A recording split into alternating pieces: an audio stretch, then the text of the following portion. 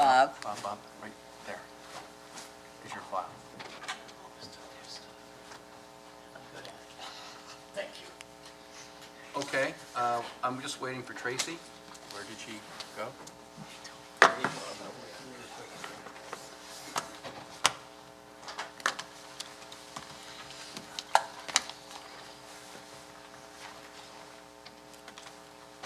We can Where did she go? start.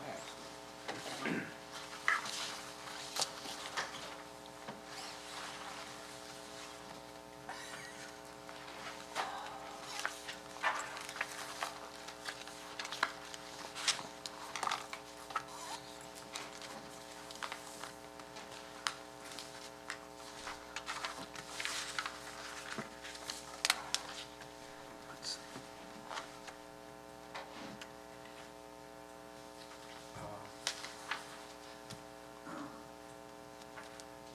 She's just standing outside the door having a chat. So.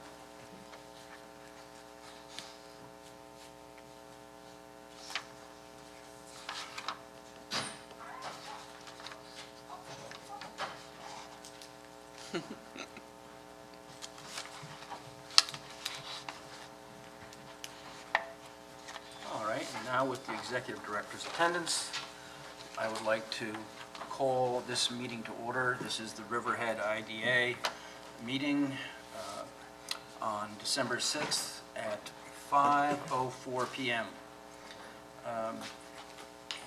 In attendance, we have, let's see, Tony, Bob, myself, and Lori. I think we have a quorum, is that correct, Director? That is a quorum, yes. Okay.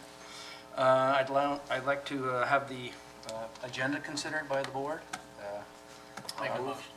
Make a motion to accept the... Make a motion. May I have a second? Second? Second. All in favor? Aye. So we've approved the agenda. And then I'd like to have a consideration of the minutes from our last meeting. Any comments from the board? I'll make a motion to approve. I'll second. All right, and in that case, may I have a vote? All accepted? Approve. The minutes are accepted. Now I would like to recess the IDA meeting and open the public hearing for the Lenape Doctor's Path project. It is now... I'll make the motion to recess? I'll second. All in favor? Aye. Meeting recessed. 5:05? I would now like to open the public hearing for Lenape Associates. I call this meeting to order at 5:06 p.m. We are here this evening to accept public comment regarding the application for financial assistance of Lenape Associates, aka Doctor's Path Apartments. I have on file an affidavit certifying the publication of the following notice of public hearing in the November 25th, 2021 issue of the News Review as the official newspaper of the Riverhead Industrial Development Agency, as so designated by the Board of Directors at its meeting of January 4th, 2021. I make the notice of public hearing and the resolution calling said hearing a part of the record of this proceeding of Lenape Associates, also known as Dr. Path's Apartments.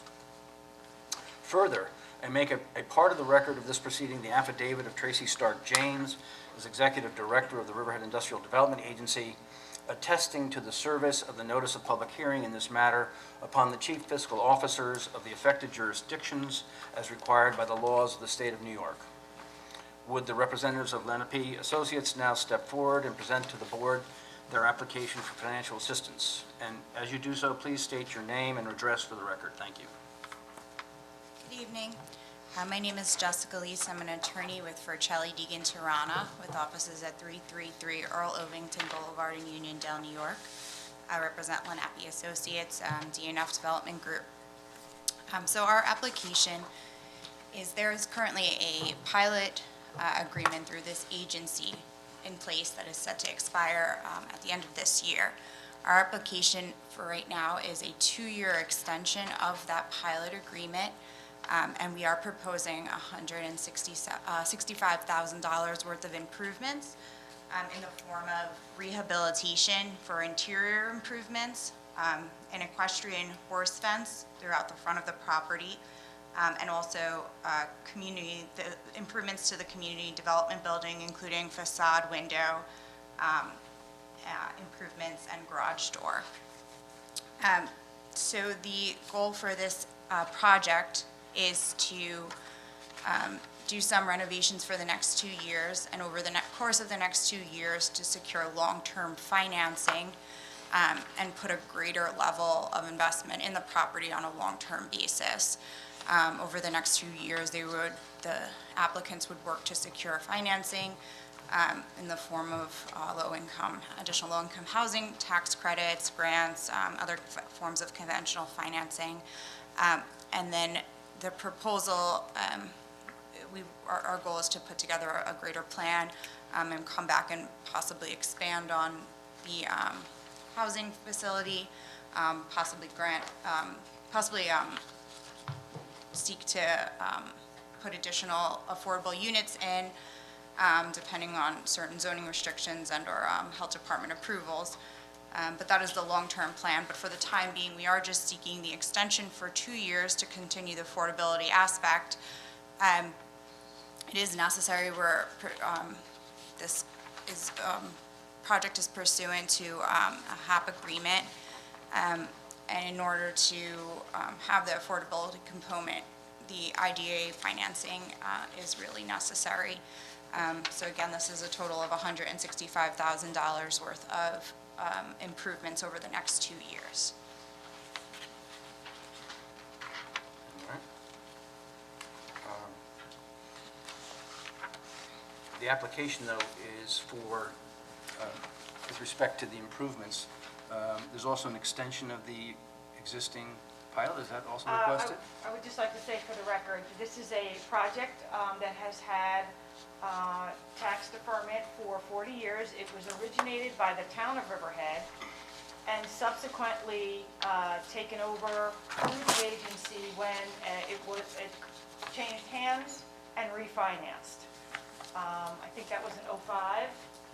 2005? And the agency agreed at that time to continue the 40-year pilot that the town had put in place, which is expected to end at the end of this year. During the refinancing processes, for whatever reason, the HAP agreements that provide for the affordability of the location, the site, which is a project-based Section 8 facility, and it ends in 2024. So they, at the very least, would like that extension as requested. The current pilot, the current request for benefits over those 2 years would total to an approximate $191,829.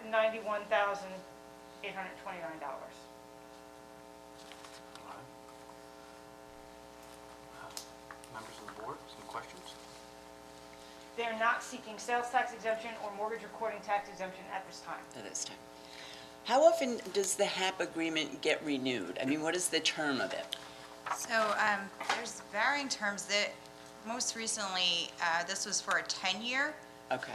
agreement. They have been shorter in the past, but the most recent one was 10 years. And so it's really a situation where the last time the refinance went through, it didn't coincide with the pilot, Correct. right? So those, the terms of the HAP weren't, Correct. running concurrently with the Yes. pilot, the existing pilot agreement. Yes. Okay. So in other words, the original pilot gets extended by 2 or 3 years, is that the idea? Two. Two. So we'll go from- That's the request. Right now, it expires December December. 31st of 2021. They've asked for an extension to December 31st, 2023. Okay. So the tax abatement is $191,000 approximately For for those 2 years. That's where they're, if the board is inclined to extend the current terms of the pilot at $36,000, that equates to approximately $191,000 in benefit over the 2 years. Now, this project, as I understand it, this particular housing project, the tenants are essentially limited to be paying 30% or thereabouts of their Just the gross income. adjusted gross income, and then the difference is made up through the HAP arrangement then? Correct. Who had- Is there further explanation for that? 30%, yes. Are the tenants, are they assessed on the tax value as well? Are the tenants assessed on the, no. They're not. If I recall from my review, Bob,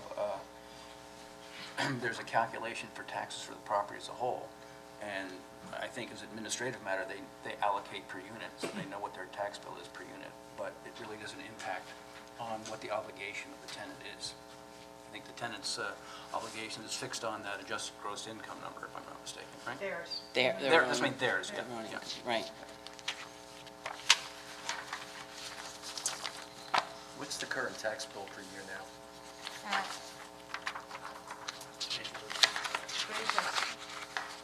Plus special districts that are approximately 3,000. I can't see the number. $3,200, yeah, sorry. Yeah, what is it, 3,200? 33, yeah. So, yeah, and then this is the special districts. Oh, I'm sorry. I do have a question based on the National Development Council analysis and your financial audits that you can get back to me on, because you probably don't have the answer.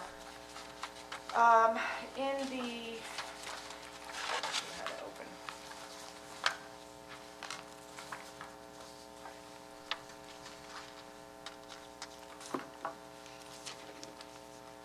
In the statement of operations, the line item for real estate taxes for 2020 was 21,000, and then 2019 was 23,000.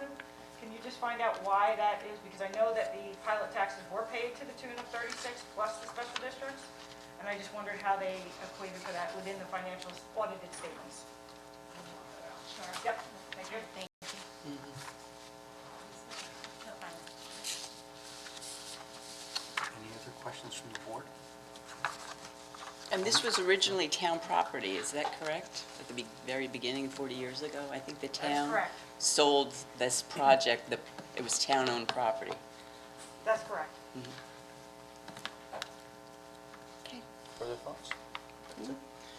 If there's no further questions from the board, I would like to ask if anyone in the community would like to make a comment regarding this particular project. See, sir? Could you? You have to address the podium and state your name and address, please. Pretty sure it was this project where there was $40,000. State your name and address, please. Okay, oh, sorry, Van Howell, 72 Riverside Drive, around the corner. There was, I think it was 40 grand was being asked to build a fence to do with horse racing or something? No, it's just an equestrian-style fence that will be Oh. across the front of the Has to property. keep the residents in or That's my to keep understanding. travelers out or? Jessica, could you bring that up so that we get a shot of that? Yeah. Sorry, please don't speak from the audience. Please address the podium. Okay, so that's $40,000 there? That's their own equity, they're putting their equity into the project. So that's not part of the IDA application? That's what they're proposing to the idea of the investments we're putting into the project. So there's, so this is Again, gonna please, make it- one at a time at the podium. Thank you. Okay, so this is gonna make it, this is gonna be rewarded with tax subsidies? The fact that the fence is going there? Is No. that the idea? If I understand it, Tracy, there's no application for a sales tax exemption, correct? No, there's no, Or, no. well, not property tax or whatever it is that, So they're requesting an extension of an existing abatement for the overall property, yeah, which houses a low income, 50% and under, yeah, the area median income. People make 50% or under. right, It's a okay, subsidized housing project. yeah, They would like 2 years more to research some financing opportunities to make improvements, further additional, more extensive improvements to the property. In the meantime, they're using their own equity to make some minor improvements, such as the fence. okay. Does that answer your question? Sort Will of. do, I guess. I don't want to put, That's okay. okay, thanks. You're welcome. Are there any further comments from the public on this particular project? If not, then I think I'd like to close this hearing. I'll make a motion to close this public hearing. Second. All in favor? Aye. Who seconded? I'm sorry. Yes. So we'll close this hearing at 5:18 PM. And with that, I would like to open a second hearing and call a hearing with respect to 205 Osborne Avenue. Call this meeting to order at 5:18 PM. We are here this evening to accept public comment regarding the application for financial assistance of 205 Osborne Avenue LLC. I have on file an affidavit certifying the publication of the following notice of public hearing in the November 25th, 2021 issue of the News Review as the official newspaper of the Riverhead Industrial Development Agency, as so designated by the Board of Directors at its meeting of January 4, 2021. I make the notice of this public hearing and the resolution calling said hearing a part of the record of this proceeding of 205 Osborne Avenue LLC. Further, I make a part of the record of this proceeding the affidavit of Tracy Stark James as Executive Director of the Riverhead Industrial Development Agency, attesting to the service of the notice of public hearing in this matter upon the chief fiscal officers of the affected jurisdictions as required by the laws of the state of New York. Would the representatives of 205 Osborne Avenue LLC now step forward and present to the board the application for financial assistance? And please state your name and address for the record. Thank you. Yes, good evening. My name is Peter Curry, Farrell Fritz PC, 400 RXR Plaza, Uniondale, New York, 11556. I'm here on behalf of a project which is located at the intersection of 205 Osborne Avenue. It fronts on both Osborne Avenue and Court Street. The property currently consists of a vacant commercial office building. To our understanding, it has been vacant for many years. It has been for sale since 2017. I tried to bring a picture of the current building. It's on LoopNet, but I couldn't get it blown up enough for the audience participation. What is proposed is a 5-story mixed-use project. There will be 37 market-rate units, 3 studios, 24 one-bedroom units, and 10 two-bedroom units. We do have a picture of what the building is going to be, or the proposed building. As part of the building, there will be an office area of approximately 3,000 square feet and a gym for residents on the first floor. This building is proposed in direct response to the town of Riverhead enacting their Urban Renewal Overlay District, Railroad Avenue Urban Renewal Overlay District, RRA-OD. And to our mind, this represents an instance of the town studying a situation, a neighborhood that it found detrimental to the overall economic health of the town, and created a comprehensive solution to that problem. And in the statute, it says, to allow, maintain, and foster a traditional downtown character to complement the character of Main Street with transit-oriented development, a pedestrian-friendly streetscape, active ground floor uses, meaningful public spaces and uses, a 24-hour presence from upper-story residential units at an intensity similar to that of the DC-1 Main Street District. I'd like to introduce the client. This client, G2D Development, is responsible for several new developments on Long Island, in Hicksville, in the town of Huntington, a proposed project in the village of Roslyn, and 331 East Main Street here in the town of Riverhead, a project which is almost complete, pretty significantly complete. This building, like that building, will be marketed to transit-oriented development, to younger renters or renters who have sold their houses. It's really the two market segments that this type of building would appeal to. All the amenities are really established for those two groups of potential renters. Of course, you know, anybody can rent, but that is really what the project is aimed for. If you take a look at really the physical aspect of it, that's really the model for, and it's a model that has been used by G2D Development in other localities successfully. So their projects rent up very quickly. There are a couple of small ones in the town of Huntington which are under leasing right now.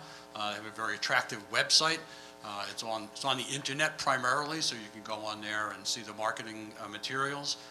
They also do a great job of marketing on behalf of their tenants. So the ground floor commercial tenants, they actually feature them in a lot of their ads, just what those services that those tenants provide. So it's really a great marketing strategy that this developer has to fill up its buildings.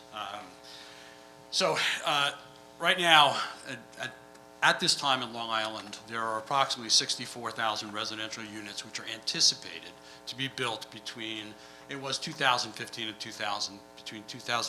2030 in a study that was done by the Long Island Index. Now, there's been some action on that, but nowhere near enough to be 64,000 units, and it's anticipated that there will continue to be a rental gap of approximately 94,000 units on Long Island. Long Island has the least number of multifamily rental units of any suburban neighborhood surrounding New York City. It's really a detriment. Housing supply should be a mix of various housing types, from single family to rental. There should be low-rise, high-rise, mid-rise, multi-purpose buildings, and we have a real shortfall of those. Together with our application, we submitted a report of Camoin Associates that indicated that the construction hard costs, which would be approximately $7.6 million. Of that, $7.6 million would be spent in the town, and the economic impact of the construction would be approximately $11.5 million, including the generation of approximately 120 construction jobs. The annual spending of the residents and the employees who would be involved in the building would be approximately $1.7 million. We did receive a letter from the school district indicating concern of the school district that this would result in a large number of students. And the Camoin report addresses that. However, the Real Estate Institute of Stony Brook University also studies that with a particular eye toward Long Island multifamily residential. And their study indicates that essentially you're going to find one school child for every 11 units, and that is when there's a broader mix of units. Here, the units are primarily one bedroom and studio, and using that analysis, there'd be slightly more than 3 students among the 13 grades that the school district has as a result of this building. In actuality, a lot of these buildings have no school children, and we just felt that that's important to get that of record. And we are requesting a 10-year pilot. We're also requesting a partial mortgage tax abatement and a sales tax abatement. And that is really the summation. I mean, this is not a financially feasible project without the assistance of the agency. Most multifamily projects get assistance from the agency.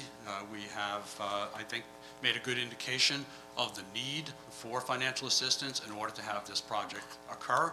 And we think that the economic benefit to the town of Riverhead far outweighs the effect of the economic assistance granted by the agency. Questions from board members? Peter, will there be on-site management or superintendent of some sort in the building? There will be an employee, yes. Yeah. Yes, yeah. And G2D is its own management company. It does not outsource management. Can I get a break just to plug in the charger, please? Yes. Sorry. She's taking a break. Just 2 seconds. You have us on tenterhooks here.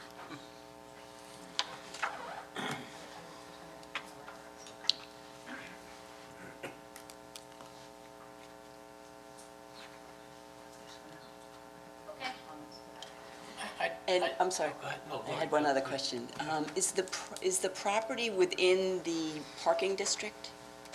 I don't know about that area. Is it It's mine, located I- within the Riverhead parking It's its district? own special district. It is in the TOD overlay district. No, I understand that, but I'm talking I about, don't believe that that parcel, and Greg may know, is in the parking district itself. So, no, but I can find out. okay. I'm pretty sure it's not in the parking district. There will be on-site parking, of course. Right, the 35 spaces, right? Bob, you had a question? Yes. At what point during construction or nearing the end of construction, do you start marketing the building? Well, this is a 12 to 14 months, so you're about 6 months ahead. About 6, so, so you already started marketing 331? Yes. What's the demand?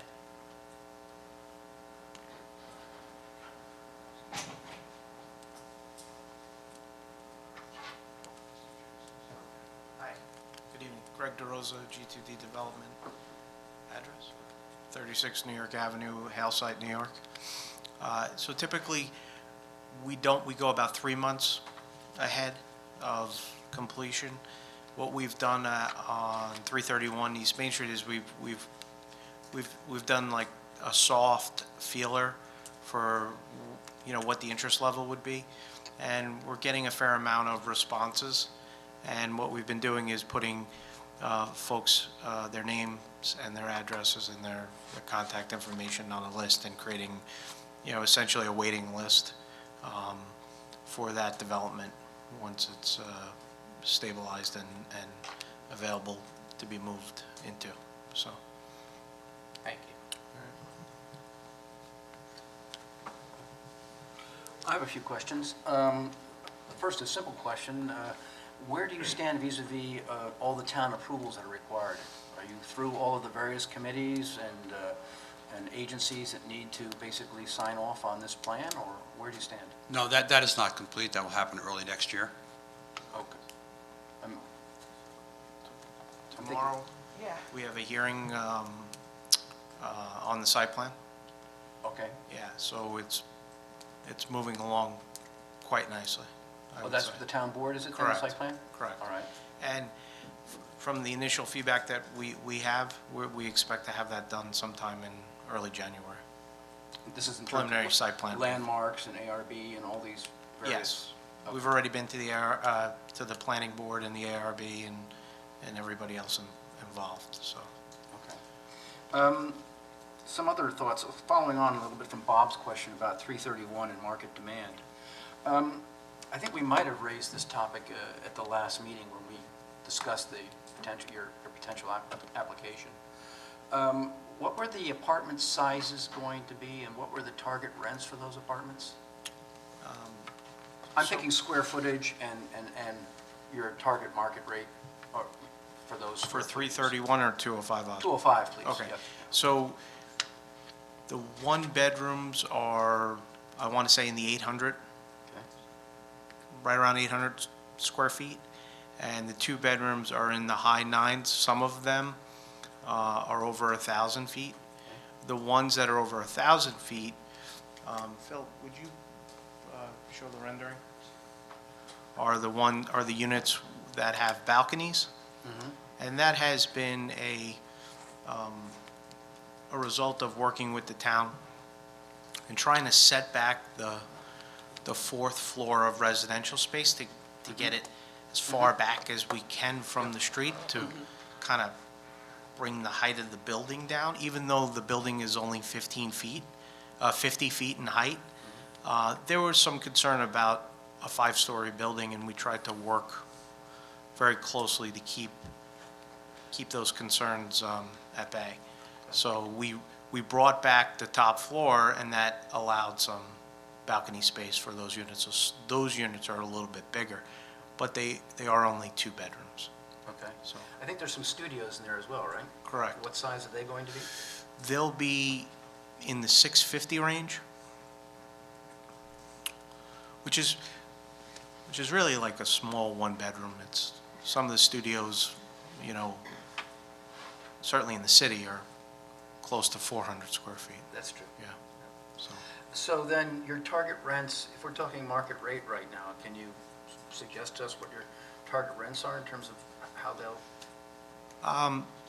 The reason for this line of inquiry is very simple, is that your council suggested that you did need IDA support to get this project over the line.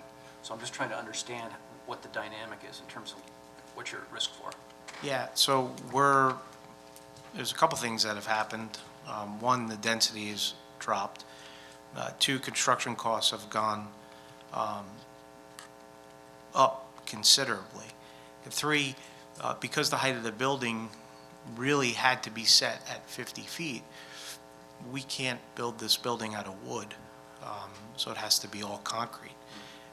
That was done to eliminate or reduce the floor spacing between each floor to bring the height of the building down. Concrete's a lot more expensive than wood, especially even with today's pricing and where wood has gone. It's still a lot more expensive. So we, you know, when we first looked at this, we were in the, I would say, mid to upper twos on rent for 2 bedrooms. I think we're going to really need to get that for this project to be successful, which I think we'll get, so, Upper twos. yeah, So you're saying 2,800, something like that, is that what you mean? thereabouts, I don't want to put words in Yeah. that, sorry. yeah. Okay. And then, so your 1 bedrooms will be 2,000 or 1,900? something like Pretty that? close, maybe a hair more, Okay. so. So studios will come in at 1,500 plus or something like that then? Probably a little bit more Yeah. than 1,500, Okay. so, you know, it's, everything that we do is pretty high-end, Yeah. so we spend a lot of time on the design and on the finish, and we try to deliver a project that's gonna last a long time. So, because we don't typically ever sell anything. So, you know, this will be a generational asset if it gets approved. And we'll manage it and own it for many, many years. Now, my colleague Bob asked you about 331, but do you differentiate between the buildings? Do you find the demand will potentially be the same, or? So I think it's 2 different locations. Okay. There's some nice walkability with 331, and access to the river walk is right there. Right. I think they're just very, very different locations. I like the idea of having 2 projects within the town, close to Main Street, from a management standpoint, and also because people might want different things. So having another building to be able to rent units to tenants looking for units that want that type of quality, it's nice to have that. You know, pretty much every time we get involved in a village or a town, we do smaller projects, but we try to do a couple of them because we do manage them, and we care about that, and it makes it a hell of a lot easier to, you know, deal with the issues that come up from a day-to-day standpoint. So then, in terms of your sensitivities, how much, I'm just trying to gauge, in terms of the size of your investment, the nature of the apartments you're going to put into that, what's your level of sensitivity in terms of hitting those targets? I mean, do you normally build in some sort of cushion to, if you're confronted with a market that won't give you those rates, or do you just ride that risk? So we do a pretty intense job of underwriting these projects before we commit to them. And, you know, I mean, I've seen some pretty unprecedented things happen in the last 24 months. Yeah, you know, even during my short career, I haven't seen price increases like this from the construction side ever. You've seen some rental pricing go up, and that helps to offset that to some extent. But if we weren't a long-term player, and somebody that really wanted to do this for the long game, you know, would it make as much sense? No, because we're not looking to build the building, stabilize it, sell it, and then move on to another location. It's just not our business model.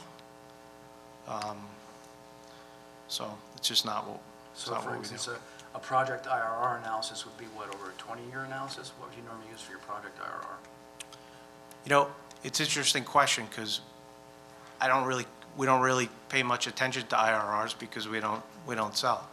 And so it's never really a thought that I really care about, to the extent that other investors or developers really put a lot of time in understanding, what that IRR looks like. For us, it's, what is our cash-on-cash investment after the project is built and stabilized?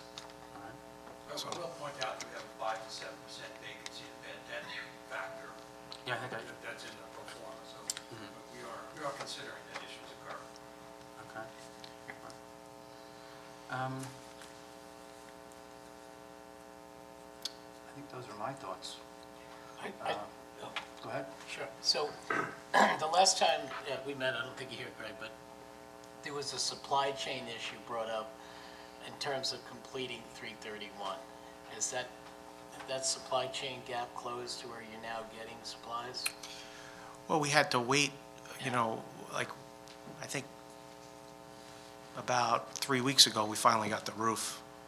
And it's not the roof, it was the tapered insulation that we needed to finish the roof. But, there's odd things that have been back ordered and delayed. Overall, 331 is in very good shape, and we expect the project will be completed, I guess, sometime in March of next year.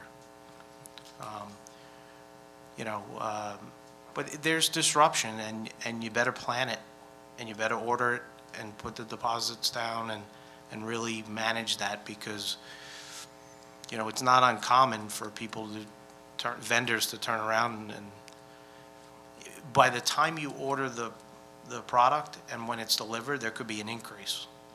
So you almost have to, regardless of what their contract says. So it's been tough. We've managed our way through it the best way, we can. And I think we've done a pretty good job of it, but it has been challenging. So. Thank you. Tony, any further questions? Lori? Well, Interesting. Tracy? Greg, I got a couple questions for you. With regard to employment and the proximity of the buildings here, and the question with regard to on-site management, is there room or space within the building at 205 that provides for a super of some sort for operations? Are you sharing, is your intent to share a super or employee between those two buildings? Because I think both buildings called for one new employee each at least. So that would be 2 full-time people between the 2 projects. And I'm just curious if that... So our property management team's pretty diverse and pretty deep. Likely there'll be somebody at one of the buildings every day. And it could be possible that one of our folks lives in one of the buildings. We have that situation right now in Hicksville. One of the members of our property management team occupies an apartment in that building. We also have 3,500 square feet of office space on the first floor, which will be a company which I own, called WorkSmart, it's kind of like a shared office concept. And then those people work for us, full-time as well, so they will be there as well. So between the office location and the property management team, there will be a presence every day from our company. And just for the record, this property, and you can correct me if I'm wrong, the finding of this property was a result of originally an Opportunity Zone luncheon that we met at, and we sat together and started to scan properties, and that was one that was located during the search for where you had found 331. Yeah, you're exactly right. So with 331 had started about a year ahead of this, and because once we're out and developing and trying to build in an area that it makes sense to do multiple projects, it's the same logic that we have whether we're in Roslyn or Hicksville or anywhere else on Long Island. We found this location and thought that it would be a dramatic transformation for what is there today, and a net positive for the community. Will you be able to still access Opportunity Zone? We have an Opportunity Zone fund. Great. We've been in the fund, and both projects are in the fund. Great. Is that also urban renewal? It is urban, I Does don't it know if go he's that far? outside the Is urban it renewal TOD inside the urban renewal? boundary there, but it's in the TOD. It's in the TOD, definitely. Overlay, which I believe was consistent with the urban renewal I overlay think so zone. too. I think so. To speak to back to the marketing, when we authorized a couple of the apartments downtown, buildings, there was an effort to cultivate local residents as tenants. And unfortunately, there was a problem with the advertising and putting up signage for locals to see that there was availability at a couple of the apartment buildings. Can you ensure or make a commitment to promise that some local advertising is done for these apartments? Because there are colleagues of my own that were looking for space and didn't know there was availability in downtown. And certainly if my friends didn't know, then the locals didn't. Right. Yeah, that makes a lot of sense. So that's where we would start. And- You know, in addition to that, we already have signage, I believe at the hospital. Right. I'm pretty sure we have signage at the hospital, because we're getting calls off of it. So, about 331, and once 331 gets a little further along, you know, assuming everything goes forward, we'll add 205 to the mix. Terrific. Yeah, our objective is to provide options for people that are looking for just a little bit of a different way to live. You know, they may not want to maintain a home or deal with the headaches that come along with that. So, you know, and a lot of people fit into that bucket, I think. So we have no objection to working with local realtors to show the units or marketing in the units in a local way. That's anything that provides the right exposure for our development, we would be receptive to. We have a significant growing senior population too, and I think Peter alluded to the two different target markets you might be, in addition to the younger millennial or younger than myself, that may access the train or TOD, and perhaps an older generation that may be looking to downsize. Why are you pointing? I'm sorry, I knew you were going Tracy, can I just, Um, can I just ask something on Sure. what you're saying? I'm curious, Greg, because I know that, not you, but somebody else that built here had a problem with putting a big sign on their building, which I thought, to Tracy's point, should have been done. And in other, your experience in other towns when you're marketing your building, right? Do they have a problem with you putting a big banner up on your building that there's space for rent? How do you do that? Sometimes yes, sometimes no.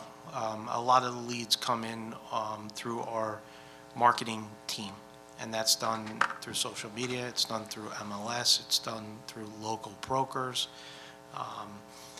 You know, there's a lot of different ways.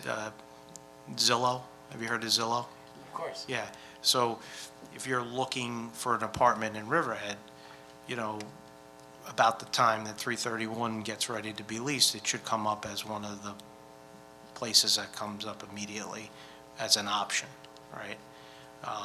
So, you know, we employ a lot of different tactics to try to get visibility when we're going through the lease-up process. Sometimes those signs violate town codes, or you have to get permits, and they may be, even the town permit size may be too small to be an effective ad. Yeah, that's, okay, thanks.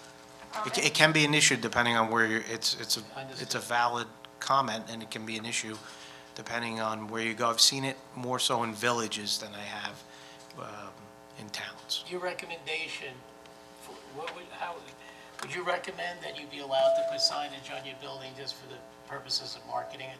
Well, I think we were gonna hire a helicopter to just basically circle the Main Street, but then we got advised about the noise, so I don't think that's gonna work.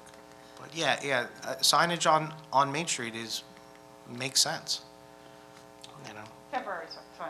No, Temporary signage Once makes it's a full, lot, you yeah. don't want to keep advertising, you don't sell sold cars. And Okay. Greg, just one more, I'm going to jog your memory a little bit. I don't know if you recall, in one of the prior meetings, you were present here in attendance, you spoke to the quality of your product and the size of the apartments and the number of children, or lack thereof, that currently reside in your buildings. And I don't know if you can recall that conversation, maybe speak to that a little bit. You were talking that it really doesn't...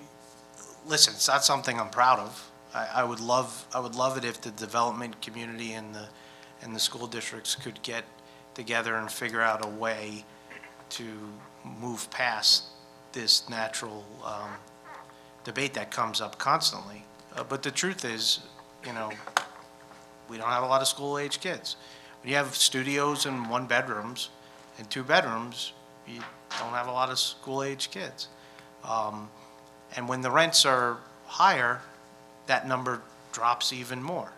And it's not something that I'm proud of. It's just the facts. I mean, it's just the truth. And, you know, I think, you know, Long Island definitely needs to do a better job of creating some different styles of housing to meet the needs of people that maybe want to raise a family, that want to have an option to live in an apartment.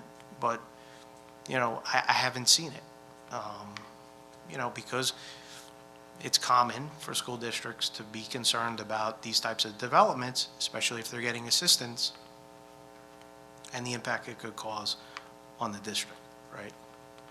And I get it, I understand it, but, you know, the truth is we don't have a lot of school-age kids. And I think it largely speaks to your market. That's the bottom line. It's a different market. Yeah, you know, my sister-in-law is a great example. Her and her husband just got married. They would never rent one of my apartments because they can't have a family there.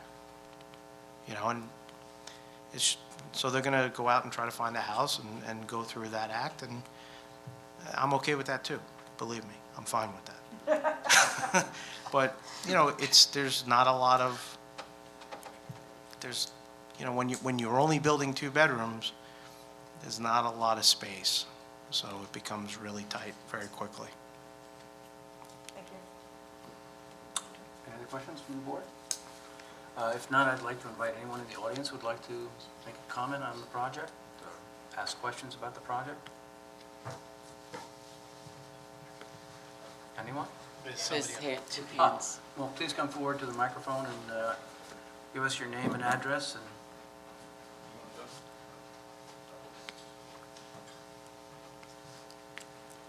My name is Ruth Nelson. I'm on the Board of Trustees of the Riverhead Free Library. Please speak closer to the microphone. I would like to ask you, I believe you said there are 31 parking spaces. How many units in total are there? I missed that. And are there any provisions for guest parking and parking spaces for people who will be coming into the work areas? As a library trustee, we're very concerned about the situation with the parking because of the fact that our own parking lot may be utilized by people from this building. Thank you. I think that's a question best answered by Mr. DeRosa, maybe? Or council.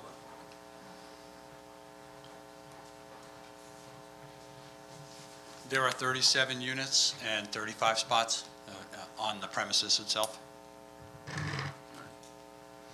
Is that under town regulations, that's been Yes. accepted? Yeah.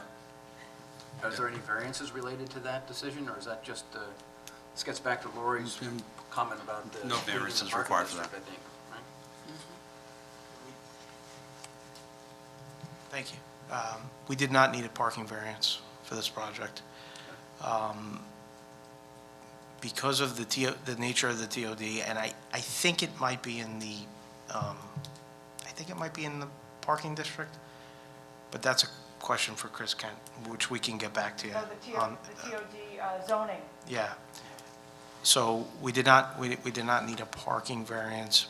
The interesting thing about when you have this type of office space on the first floor, it tends to be there when the tenants aren't, right? When they go about their day and live, and then when they're ready to leave and the tenants are coming back, there's a synergy there. You know, putting a restaurant or even a traditional retail use on the ground floor, I think would have created a parking dynamic that I really wouldn't have been comfortable with. From the other buildings that we own and manage throughout Long Island, we don't have parking issues. And I could just say that from experience. Well, I appreciate the question, but in regards to the question, it seems to me that it's more applicable in a discussion about the site plan. Correct, And if I'm not mistaken, the town board is responsible for the site plan? correct, And that's what you're discussing with the town board tomorrow? correct. All right. Well, I would direct your attention to the town board meeting tomorrow in terms of your concern, or at least write to them or something to that effect. There was a further question or two, I think. People in the audience have a question? Okay.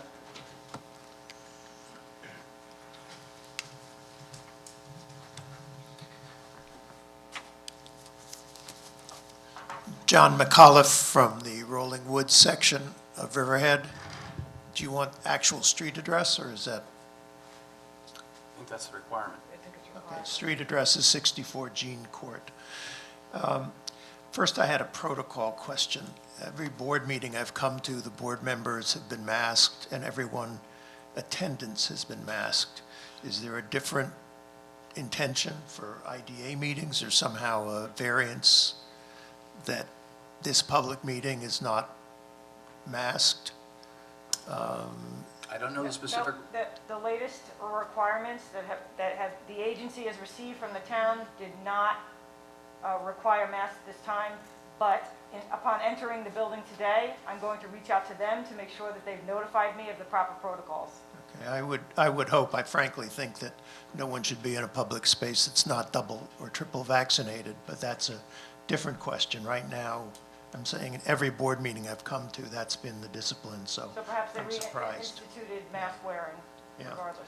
All right, so go to the substance. I've participated in board meetings and planning board, but this is the first time I've come to one of your meetings. We've had a house in Riverhead for over 30 years, and it's been our full-time residence for 4 or 5 years. I'm concerned about the premise of the subsidy. Essentially, what you're judging is the question of whether we as taxpayers should subsidize this project. I'm sure that every owner of every business would love to have a subsidy, would love to get tax abatements or whatever else it is that are available from your authority, but ultimately, while it may, in the larger sense, as the lawyer said, may have some benefit, it also very specifically has a benefit to the private owners of the business or to the tenants of the building, and I see no reason why, outside of a large social good, a demonstrable social good, that people should be expected to subsidize a private project. I'd note, you're right that the main issue is before the board tomorrow night, but it certainly is relevant to your consideration of whether a project should be subsidized. The fact that 2 major institutions in the community, the library and the museum, have both objected to it. As simply a citizen, I am not particularly impressed by this as a location for this kind of apartment building. And so therefore, I object strongly to any subsidy to this endeavor. So I think that's, it's a personal opinion. I'm not here on behalf of any organization or my neighborhood association, but I think that the judgment of subsidizing a particular project really has to go to social good and not just to the benefit of the fact that the people putting it in would really like to have a subsidy and would really like to have a potential larger profit from their endeavor. I mean, everybody would like that. That's a normal, selfish human impulse, but I don't think that you as a board should honor that request. Thank you. Thank you.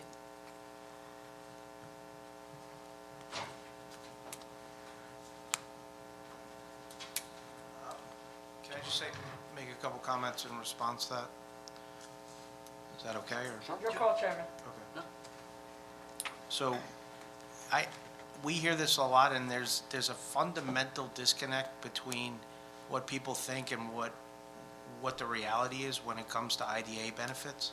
This project does not get built, right? So the potential subsidies that they're talking about, it doesn't happen because we wouldn't build the project, right? So the pilot that we're outlining will be more than what the current taxpayer is paying. So the net benefit will be better and greater sooner than us not doing anything. Correct. Just for the record, the current taxes, sorry. Everybody talks in hypotheticals about, well, we're not doing the project without the assistance, right? They never see that side of it, and then they never talk about the $2 million a year that it's going to bring into the local economy, or the $18 million that we're spending, and the hundreds of jobs that we're creating during that process. So I think it's important that if you listen to that, listen to the other side of it. So. Can I say something? Sure. So, Go ahead, Bob. So, Greg, to your point, and I think, and in fairness to anybody that's in the audience, they have not seen these numbers, and they don't understand that what the current owner is paying, minus you, right, for taxes, when you start out, you're paying more on that property that has, one, been blighted since 2017. And in fairness to anybody in the audience, they should understand that. They're going to be paying more in taxes than that property has been, has been paid on that property since 2017. And plus, what they're going to do is take down a building that nobody wants to buy and build a building that somebody does want to get into. Yeah, and to be specific on that, the pilot payments over the 10 years will be approximately 4 times what the real estate taxes would be for this building. And that's assuming that the building didn't do a certiorari and get its taxes reduced further. I mean, it's been non-operational for all this time. It probably reflects essentially a vacant land value, but they would still be able to bring a tax grievance proceeding and lower those taxes even more. But looking at these numbers, the pilot payments will be 4 times the amount that would otherwise would have been paid by this building. I think maybe I'll just add a comment in response to Mr. McAuliffe. I think I can understand your point of view, just as a general matter, I can understand that point of view. But I think that outside of the town designating a particular property for a public use building, perhaps, or something you might find more appropriate, in view of the fact that the property is privately held and the town is, shall we say, interested in having it developed and for a tax revenue to be derived from it, we try to evaluate everything as objectively as we can. I think it's fair to say that the IDA is ideally meant to incentivize projects that need incentivization. So if you recall from my earlier discussion with Mr. DeRosa in terms of how he values his project, how his market values are developed, what he looks for as an investment return and so forth, our determinations typically revolve around determining whether or not a developer who wishes to build an appropriate building, which is not our decision, by the way, that's for the board and all the other agencies and committees in town, whether or not that building does require a financial incentive to get put up. And I think in this particular context, where we have a neighborhood that is completely, I would say, undeveloped or perhaps defaulted, in effect, in the sense it's had no performance in that neighborhood for many, many years, evaluating whether Mr. DeRosa needs an incentive is the goal of this board. And what that incentive may or may not be depends upon our analysis of that. So I think subsidies in the order of the IDA are appropriate in proper instances, and your concern that they get properly judged and evaluated is a valid one. And as you can hear from the developer here tonight, they're suggesting that they're encountering a market risk, if you will, in being the first one to put up a proper apartment building in downtown Riverhead. Unfortunately, or not as the case may be, the most recent new buildings in downtown Riverhead have all been of an affordable character, and that allows the developers to use completely different sources of financing and thereby, if you will, reduce their risk to the development dramatically. In the case of Mr. DeRosa's application here tonight, it's a different configuration, and that has to be evaluated. And we will diligently evaluate it and take your concern into account.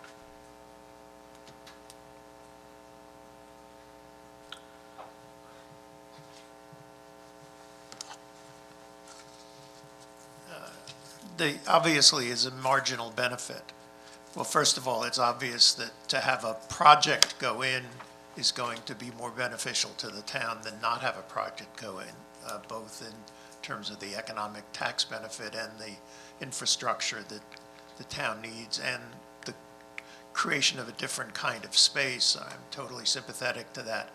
But still, ultimately, what it comes down to is your judgment of which is not uniquely true in this situation, but is true as states and cities are played off by developers to try to get advantage to themselves, to increase their margin out of a situation. And I just don't see why there's a reason that this project and the amount of money that's involved in it depends upon getting a subsidy out of the taxpayers. I agree that's the judgment you have to make. You're the professionals that can make that judgment, but I would start out with the larger question of what the social good is. And though you're not responsible for the larger issue of development of the town, I think that needs to be considered within your conception of whether it's worth a subsidy. That's all. Any further questions from the audience? Yes, gentleman there.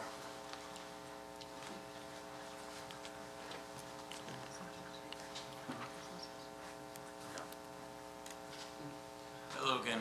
Van Howell, 72 Riverside Drive, Riverhead, New York. Getting on in years, I left my reading glasses at home, and so the 150 pages of stuff that I printed out in small print is beyond my ability to look at. But I did want to try to make a few points. One is that if we have a little historic perspective on the property and its blightedness, I don't think that can be separated from the fact that Riverhead had a policy of doing giveaways for huge, huge, huge developments all up and down Route 58, which was originally supposed to be a bypass. No. Okay. You can reply when you're done, but when I'm done. But one of the rumors that I've heard about this is that people were checking the soil and the water and things like that around that old medical building there. Nobody's mentioned tonight that that was a medical building where they did medical testing, which involves all kinds of little things like radioactivity and stuff. And I'm not for being a nervous Nelly about such stuff. You know, in my own line of work, don't mind working with toxics all the time and all that stuff. But there are things that have happened that, is it true that the need for an EIS was waived? on this property? The- An environmental impact statement? That is a town role, not the IDA's.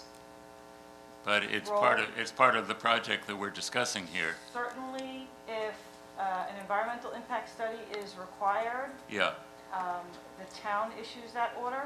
yeah. As long as the project receives all the town approvals, then this Yep. agency doesn't supersede it or override it. Well, wouldn't it make sense to like, Sorry? okay, what we're looking at They're here is, bound by the town. there are a whole bunch of things that we're assuming here. We're assuming that if there isn't an EIS, there's not a need for an EIS. But there've been a lot of strange things that have happened in recent years. There's a big building in London where I lived for a while that had a horrible, horrible fire with lots of people killed because of some kind of cladding on the outside of it. Nobody, who the hell would think that cladding on the outside of a housing project would be flammable? And, you know, I mean, there are things like that.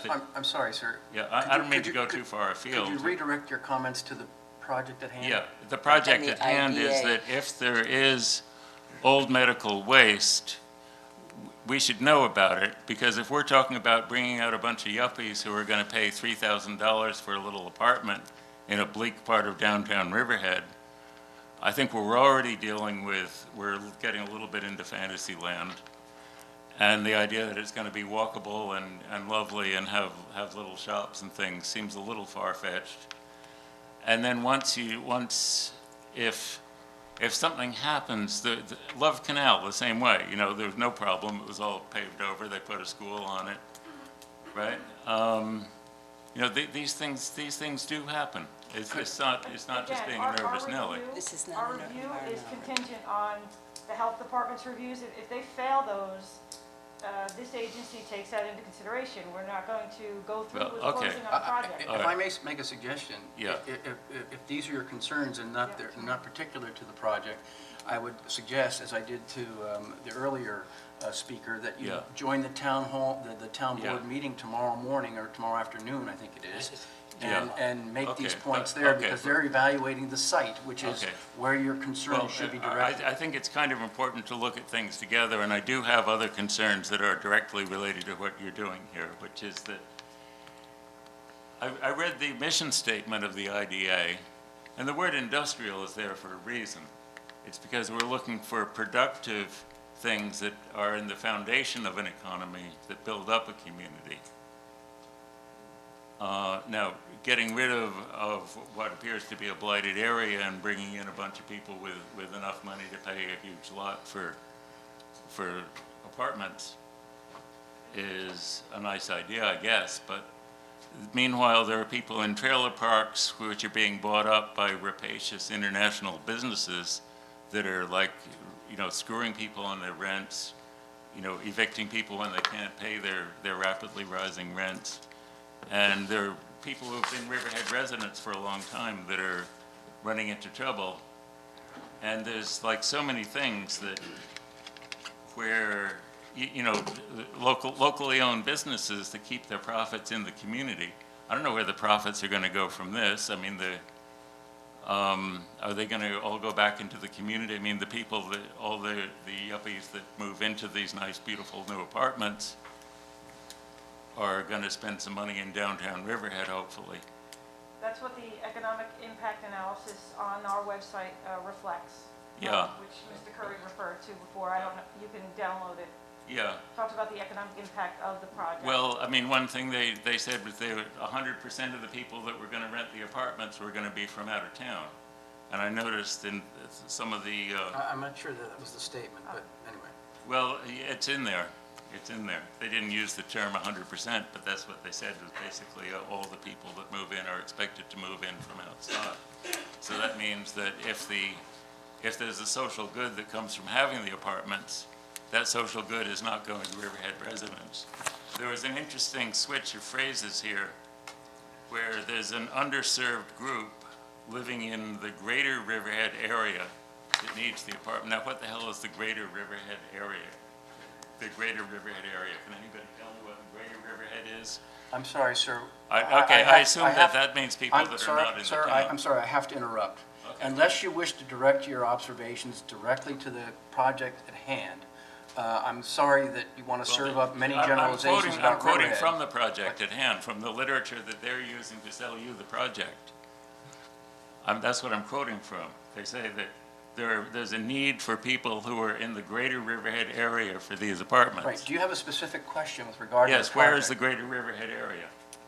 Okay, Town of- That's the town of Riverhead. Okay, so there's a need for, so why does the same, all the sales pitches that you have in print, which I studied as much as I could before I left my glasses home, so I couldn't continue it, but there's contradictions, you know, on practically every, you see something on page 3, and then you see something that's the opposite on page 6, you know, and it seems like you know, there's just so much that isn't really worked out. I mean, there's a lot about this project that's exactly what Riverhead needs. If the first time I advocated actually having high-rise apartments on downtown Riverhead was about 45 years ago, at one of the first meetings on what to do about the downtown Riverhead and the state that it was falling into. And, you know, I think I was probably the first person to advocate things like this. Okay, but that's beside the point. The point is that there's a difference between this being in isolation, the only project like it, and in near the Riverhead Walk area, or there's a River Walk area or something like that, then it could be the ideal thing and just what we need, and all the IDA money, we wouldn't have to quibble about whether it's an industrial thing building up or the economy or what it was. But right now we've got so many apartment houses, you know, and if there's low-income apartment houses where people think, oh my God, they're all low-income people, it's terrible, right? I like low-income people, and I'm a low-income people myself, actually. But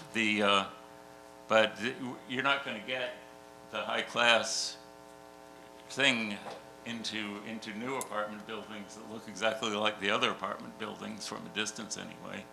It just isn't going to happen.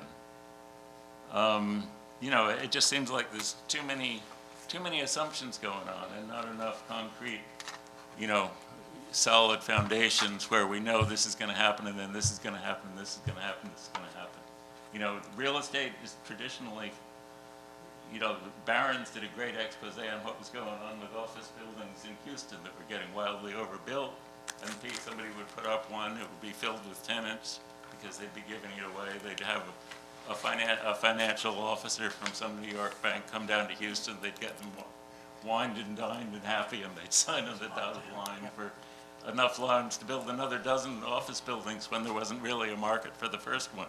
all right, so Okay, then, so the point is just that I think that, you know, a little bit more solidity and a little bit more realism in this whole planning process is probably what would behoove us.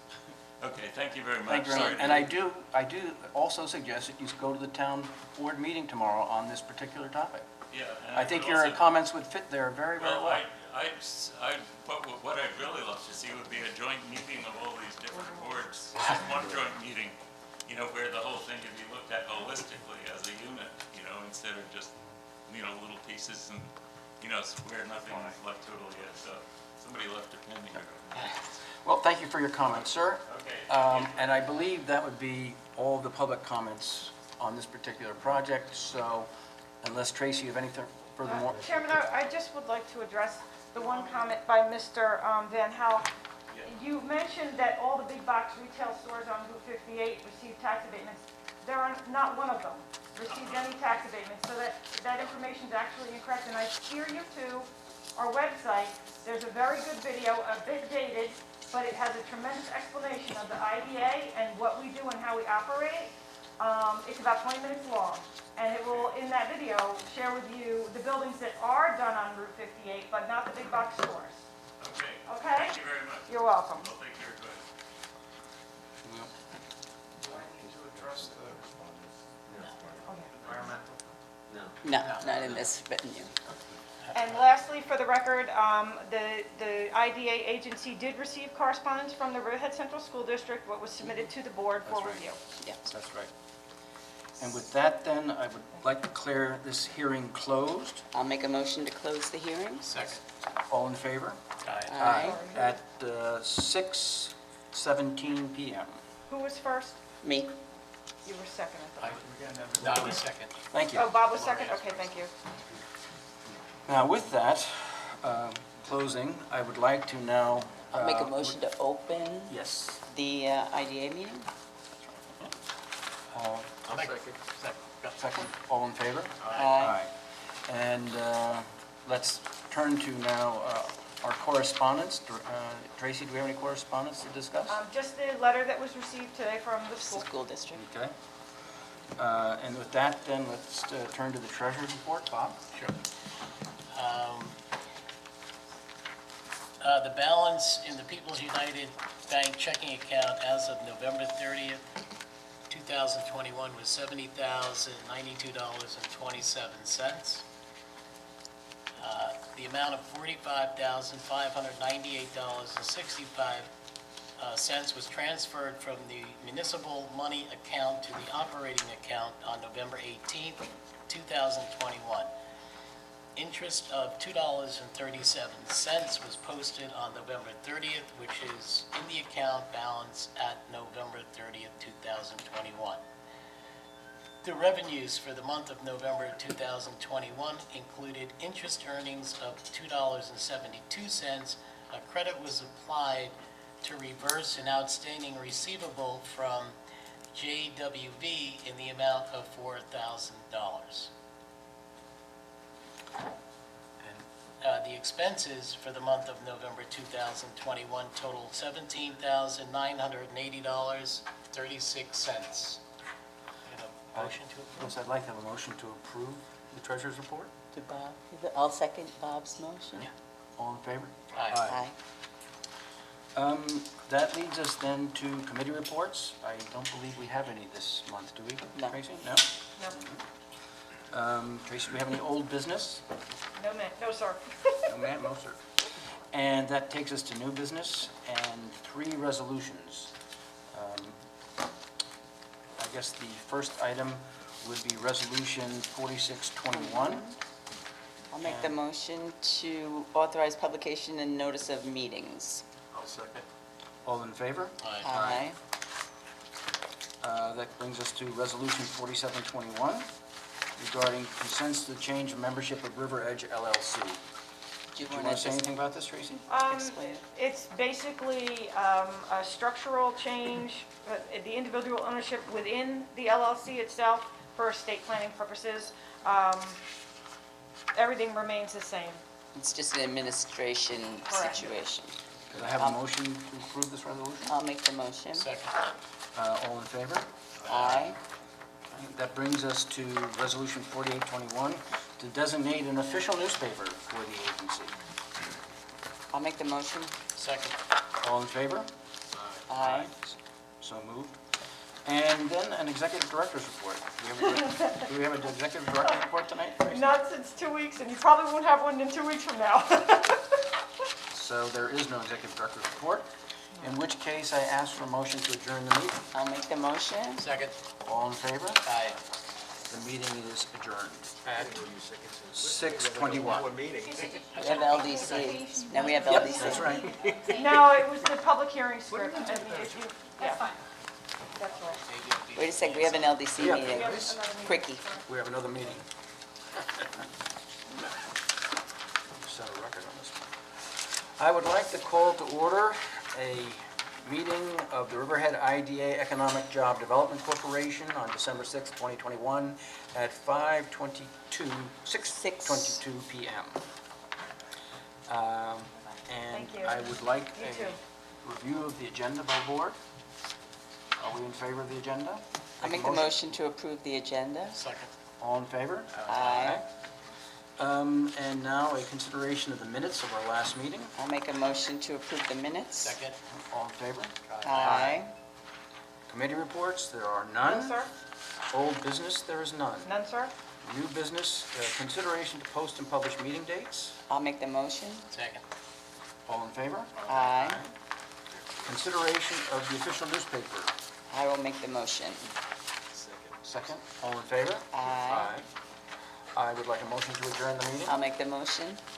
Second. Second. All in favor? Aye. We adjourn this meeting at 6:23 PM. I think that's a record. That is a record. You did that well. What a guy.